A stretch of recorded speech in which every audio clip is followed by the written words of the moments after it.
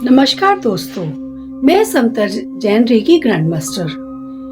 मैं आज आपका सभी का हृदय से स्वागत करती हूँ। आज मैं एक ऐसे विषय पर चर्चा करने जा रही हूँ जो केवल योग का ही नहीं बल्कि ऊर्जा, विज्ञान, रेकी और आध्यात्मिक जागरण का भी आधार है। यह विषय है ईड़ा, पिंगला और सुषुम्ना नाड़ी। जब हम रेकी की साधना करते हैं तो हम केवल शरीर को हील नहीं करते बल्कि अपने भीतर बहने वाली उस दिव्य ऊर्जा को जागृत कर रहे होते हैं जो हमें ब्रह्मांड से जोड़ती है। इस ऊर्जा के प्रभाव को समझने के लिए हमें इन तीन प्रमुख नाड़ियों को समझना आवश्यक है। हमारा शरीर केवल शरीर नहीं है। अधिकांश लोग स्वयं को केवल शरीर मानते हैं, लेकिन आध्यात्मिक दृष्टि से हम शरीर नहीं बल्कि चेतना है। हमारे भीतर ऊर्जा का एक सूक्ष्म तंत्र कार्य करता है। योग शास्त्र में कहा जाता है मानव शरीर में 72,000 से भी अधिक नाड़ियां होती हैं, जिसमें 3 महत्वपूर्ण होती हैं: ईड़ा नाड़ी, पिंगला नाड़ी और सुषुम्ना नाड़ी।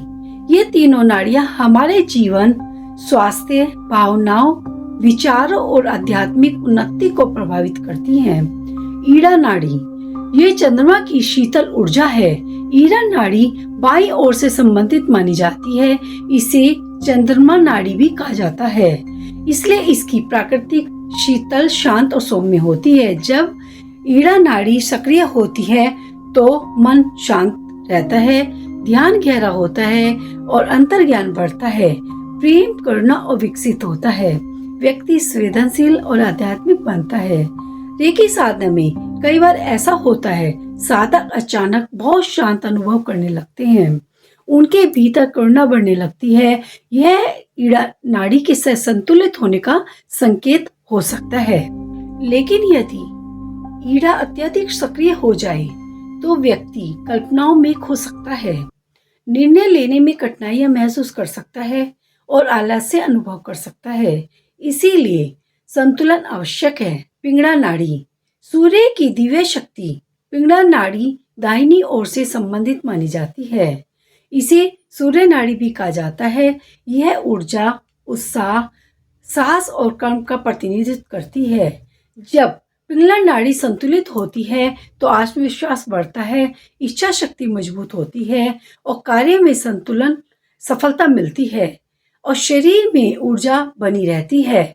व्यक्ति सक्रिय, सकारात्मक रहता है। रेकी साधकों के लिए पिंगला नाड़ी का संतुलन बहुत ही ज्यादा आवश्यक है, क्योंकि हीलिंग के दौरान ऊर्जा का प्रभाव मजबूत होना चाहिए।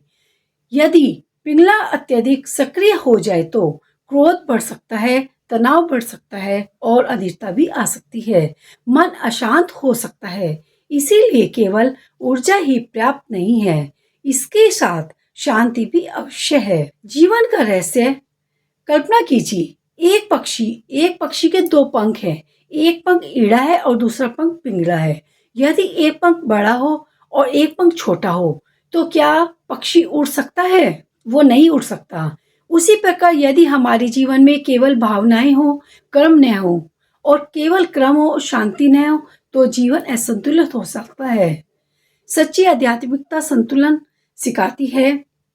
सुषुम्ना नाड़ी आत्मा का राजमार्ग है। अब हम सबसे महत्वपूर्ण नाड़ी की बात करते हैं, सुषुम्ना। यह रीढ़ की हड्डी के मध्य से गुजरने वाला सूक्ष्म ऊर्जा मार्ग माना जाता है। आध्यात्मिक ग्रंथों में इसे मोक्ष का मार्ग भी कहा गया है। जब यह नाड़ी ईड़ा और पिंगला संतुलित हो जाती है तब तो सुषुम्ना सक्रिय होने लगती है और जब सुषुम्ना सक्रिय होती है तो ध्यान सहज हो जाता है और भीतर दिव्य शांति उतरती है। चेतना का विस्तार होता है। आध्यात्मिक अनुभव शुरू होते हैं। कुंडलिनी जागरण की प्रक्रिया प्रारंभ हो सकती है। यही वह अवस्था है जहाँ साधक स्वयं को केवल शरीर नहीं बल्कि आत्मा के रूप में अनुभव करने लगते हैं। रेकी और सुषुम्ना नाड़ी का संबंध।